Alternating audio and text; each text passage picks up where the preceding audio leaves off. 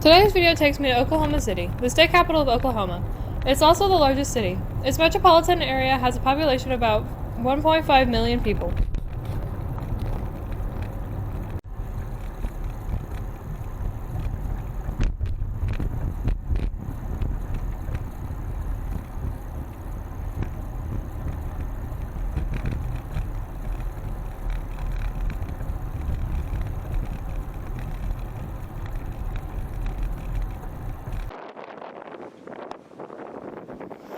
The north side of the building has an oil rig in front of it. The production of oil paid for the Capitol building. It produced oil until the oil field beneath it dried up in 1986. It has a nickname, Petunia, because the oil rig was constructed in a field of petunias.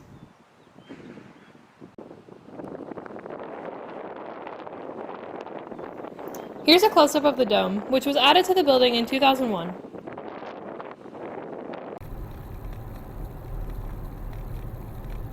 We're now heading to the downtown area, and this is where I will take a quick pause. The rest of this video takes place at the Oklahoma City Memorial. I will show the rest of this video with no voiceover except for a quick outro to conclude this video.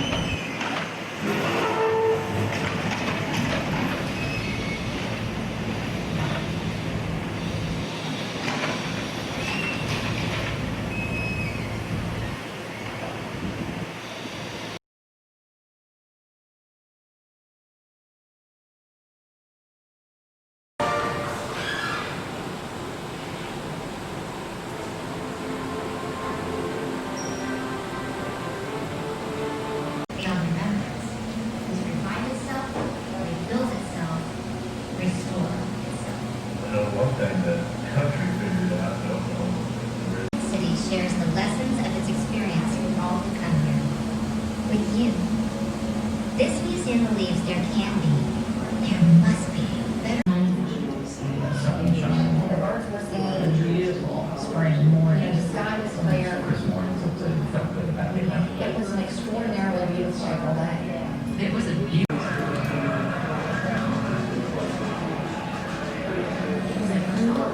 Shocking and unprecedented. Long road tests. Just once. Rather than wait for discussion, we ran toward the long buildings to help.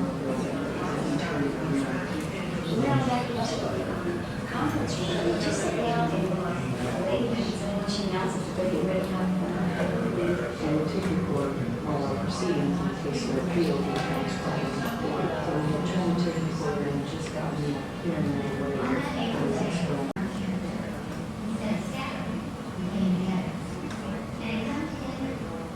The hearing is about to begin. Please join us at the Water Resources Board. The hearing is about to begin. And please join us for the Water Resources Board.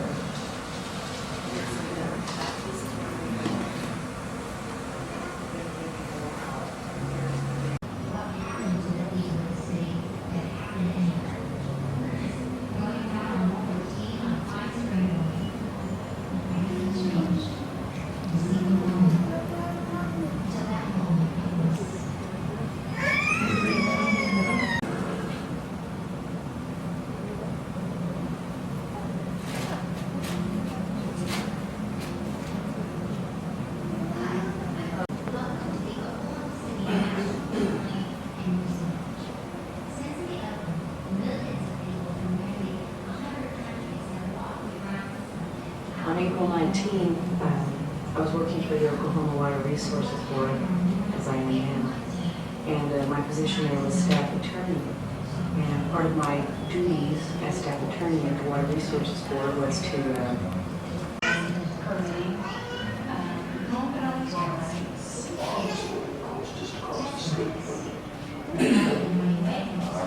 Getting up that work. Gave resources, how it plays, water we're building. And so, April 19th, we had scheduled a water use application procedure.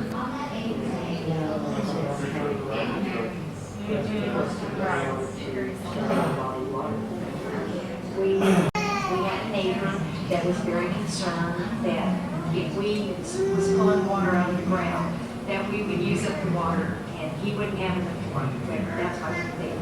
And that hearing was scheduled for 9 o'clock. we played her was doing here, she started it.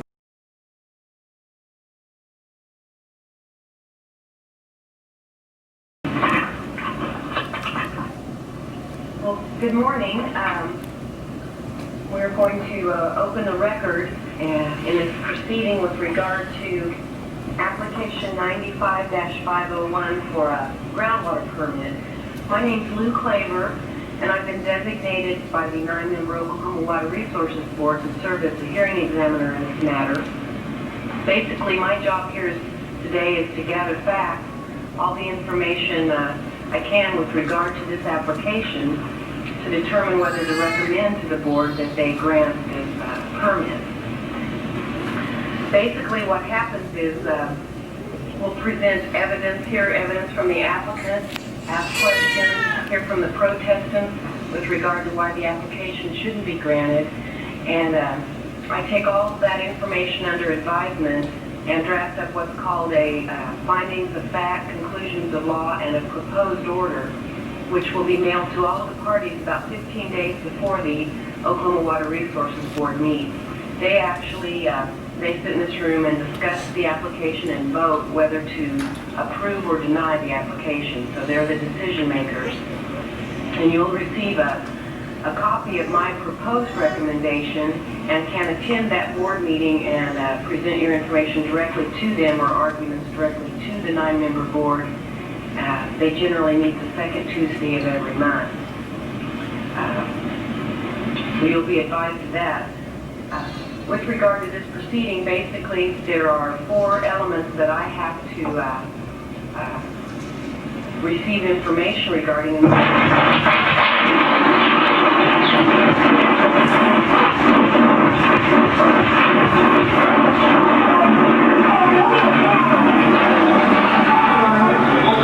Everybody look down here. Out! What's the electricity on? What's the light? What's the light? Yeah.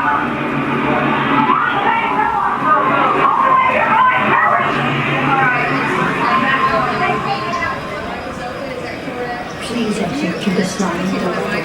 And then I'll be able to talk with Jesse. As the chopper goes around the side of the federal building, look at that shot. It is absolutely incredible. The side of the federal building has been blown off, Jesse. About a third of the building has been blown away. And you can see just smoke and debris and fire on the ground, downtown on the ground. It's just devastating. And we are uncertain what caused the explosion at the time. It happened around 9 o'clock. It was felt as far away as Channel 9. It's been at least 5 miles from downtown. Away. We'll have to back around the other side to try to get a better view of it. But there's heavy damage downtown. Look at that shot. It is absolutely incredible. The side of the federal building has been blown off, Jesse.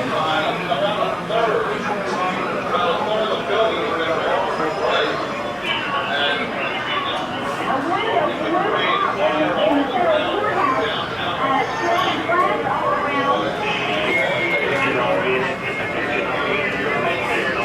report to 503 or 513 Street.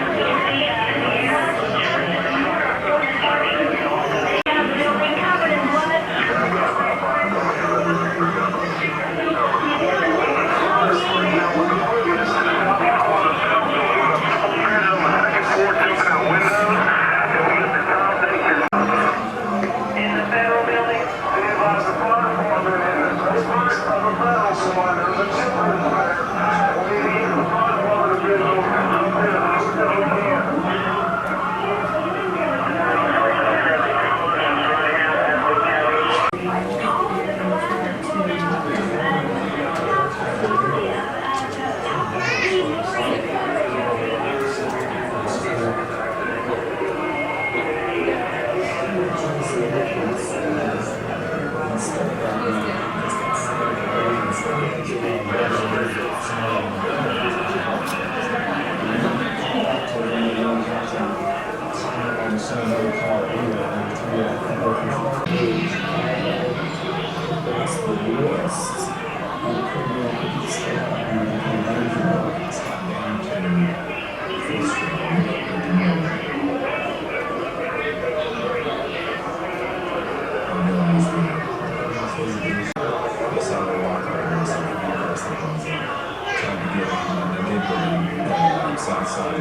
first thought was PJ was hurt, and I panicked.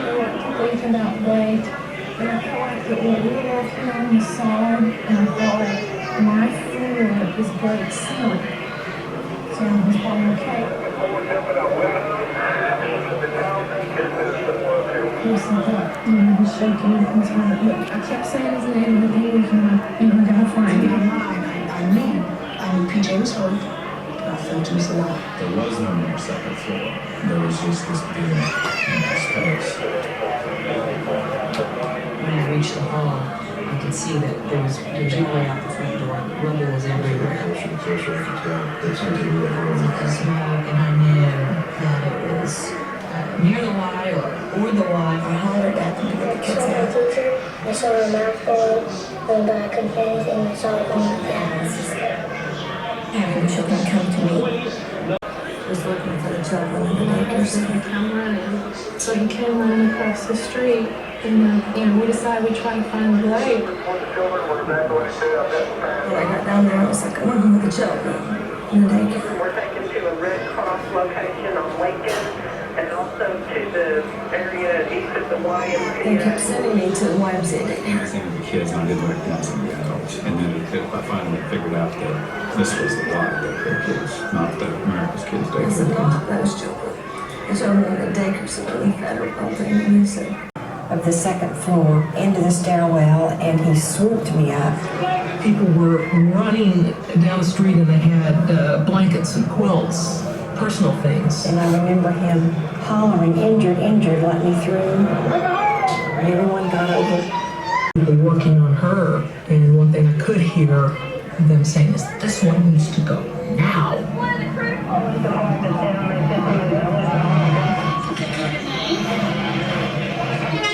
I was able to find 5 of my staff members before we were pushed away from the area. The police wouldn't let me go back.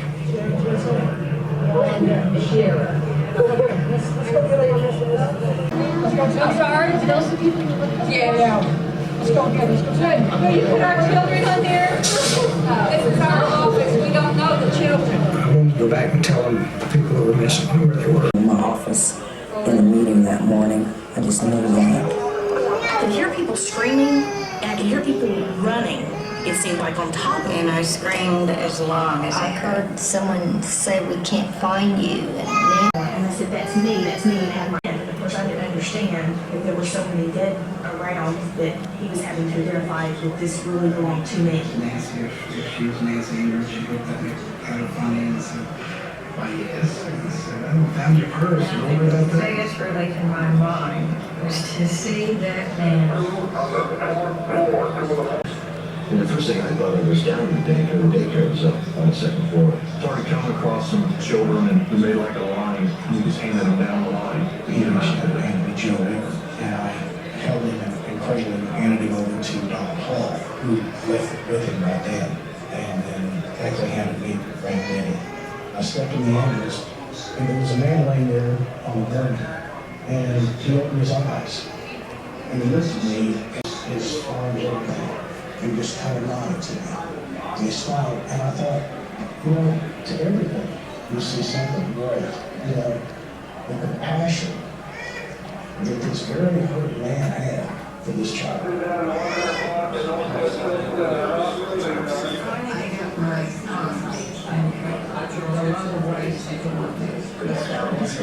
Condition. we said that she needed, she had an IV stone. And he As we were working, Alarms care came in. And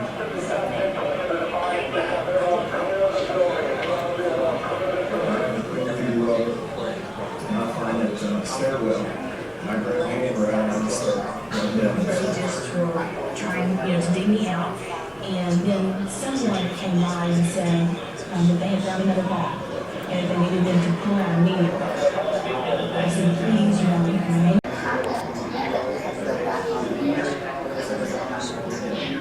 The whole world was watching. It wasn't just the United States.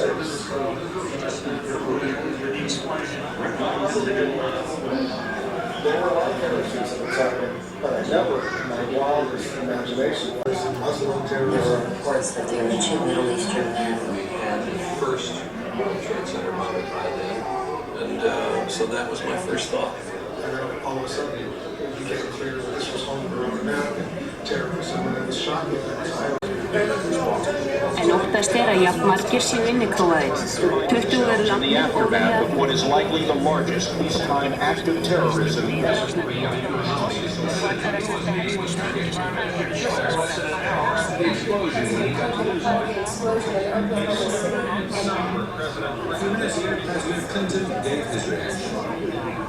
The bombing in Oklahoma City was an attack on innocent children and defenseless citizens. It was an act of cowardice, and it was evil.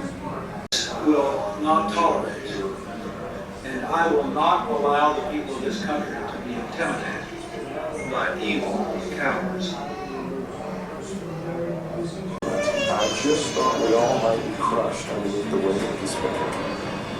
There was no one to see. A sergeant from the police department came out from the building and said that fire has found a woman who is trapped and they need some oxygen. And whatever her legs caused, we can't get to it. And I said, well, then we need to get a doctor down here to make a decision. She was essentially lying on her back with a solid beam, like a wall, on her. Said that if this piece of concrete starts to move, that's like this off of the truck. The blast blew it up like this, and the rebar gave way underneath. The rebar's hanging out, then the rebar gets flattened like that. Slabs come down and cascade down. The actual rubble pile size was around 7,000 square feet of rubble. 55,000 square feet of office space collapsed into 7,000 square feet of rubble. It looked like an office building that had been put in a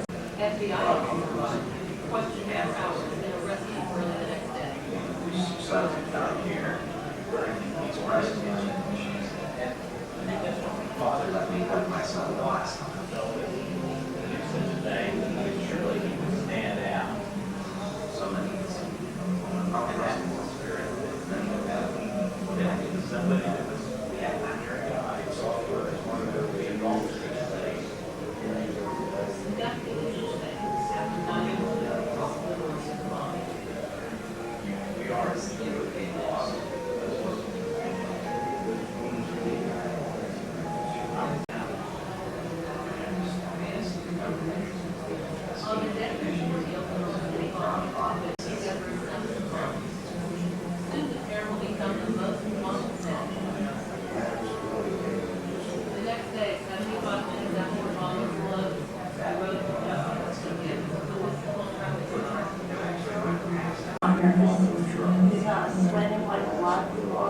Nothing seems interested.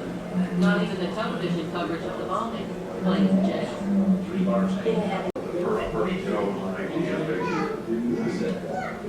Highway Patrol. The Russian morning of the bomb. They said they started into the camera.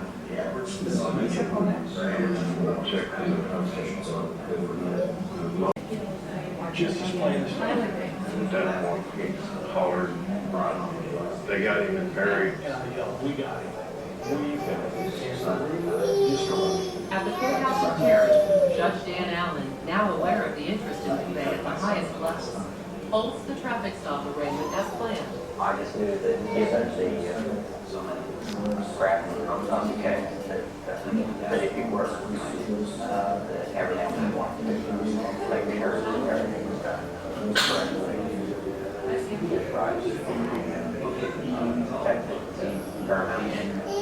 You're in the law. And I didn't have the right to sit there. The courthouse knows anything about McVeigh, not even what he looks like. Gloria Brown, the editor of the Perry Daily Journal, is handling the story for her paper. Only later would she. Why he's going to jail? What could he have done that he would be going to jail? Word travels that a suspect is in custody. More people gather on the courthouse square while McVeigh waits in courtroom B. And Perry, Oklahoma attracts more attention than it wants or needs. Is anybody else going to come to Perry? You know, he's been housed here. You think about all those things. Agents will move the suspect to Oklahoma City for federal arraignment on bombing-related charges.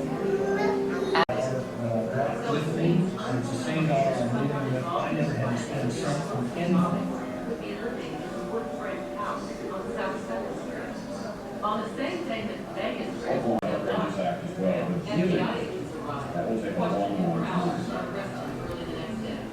If anybody thinks that Americans are mostly mean and selfish, then I'll come to Obama.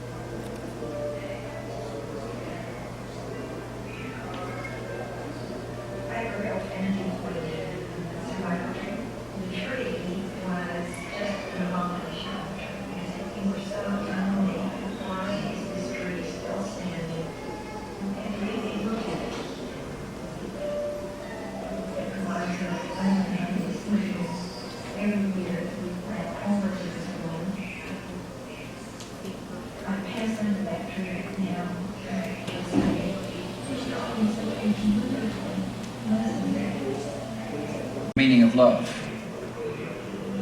Our first response to evil must be justice. Yet a part of us is never satisfied by justice alone.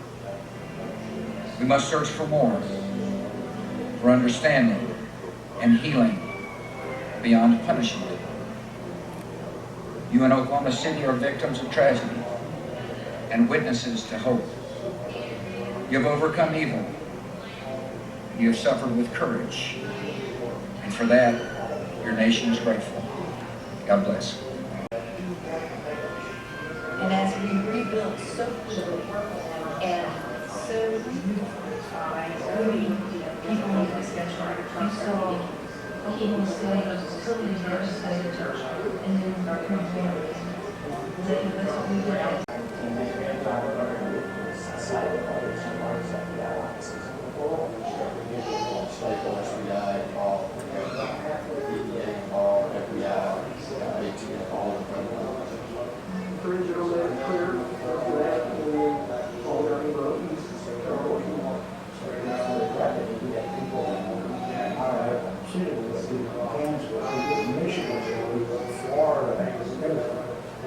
It's a very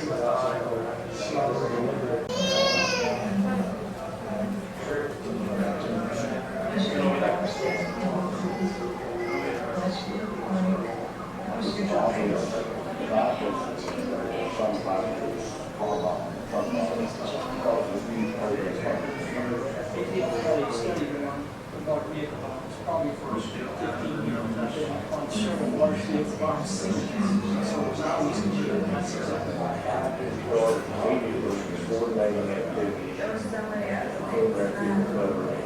I couldn't fully concentrate. We have to set up some perimeters to make sure that we are able to get emergency equipment out of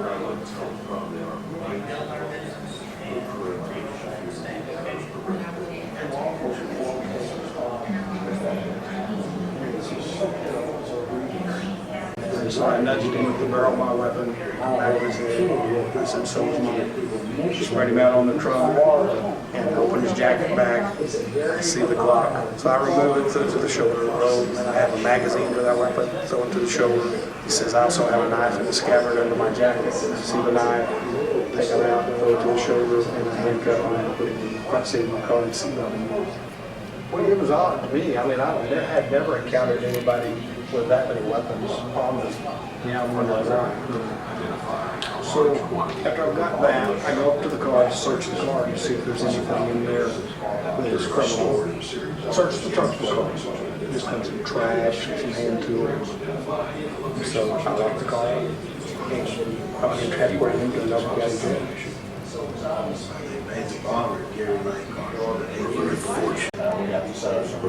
One of the major arrests in Central.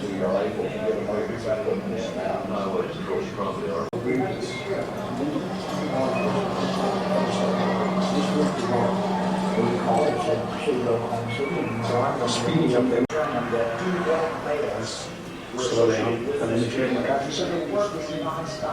so I yell for him to stop that. Well, I tell him the reason I'm stopping is because you don't have a tag on the rear bumper. He immediately looks to the rear bumper and quickly looks back at me and responds, "Oh, I know I didn't have a tag. I recently bought this car. Just haven't had time to get one." I'm thinking, they probably stole this car. I said, "Do you have a driver's license?" He said, "Yes." And when he goes, we're about halfway to the there's no way he said it was so I nudged him with the barrel of my weapon back east and west. Straight out on the trunk. Short reports over his jacket bag. We're social sketches of his student and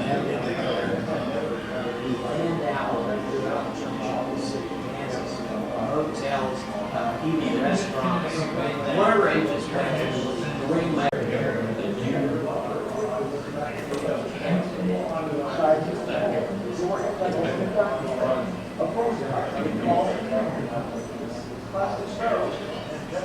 Six Taylor sent to describe his work for a biography released before his execution.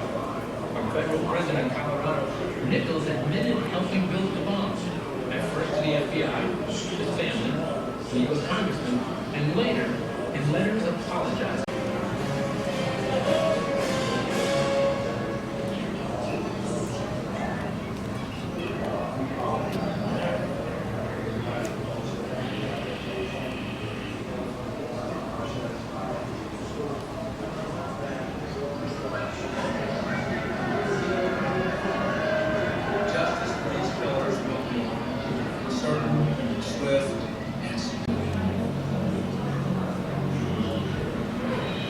I'm Jack Ford.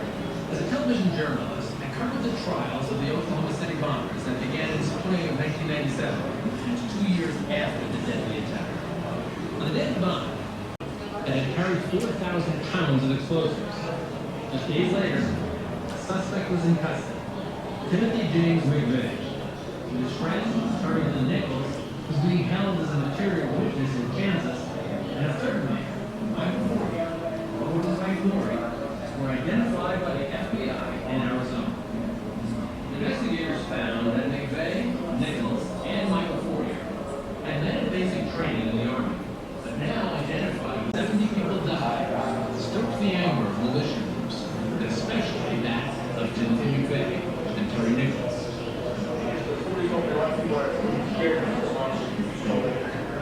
The deadly fire near West Palm. Today, a federal grand jury in Oklahoma City has returned 2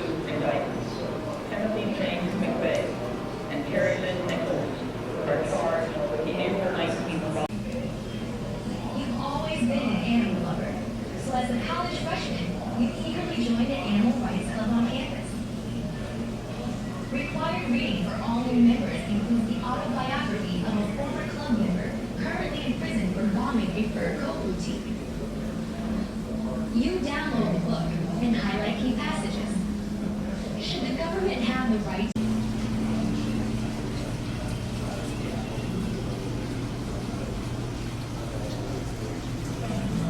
After hearing reports of abuse in one of the university animal science labs, members of the club started an online discussion about planning a protest outside the biology building. One member suggested use your touch screen to vote.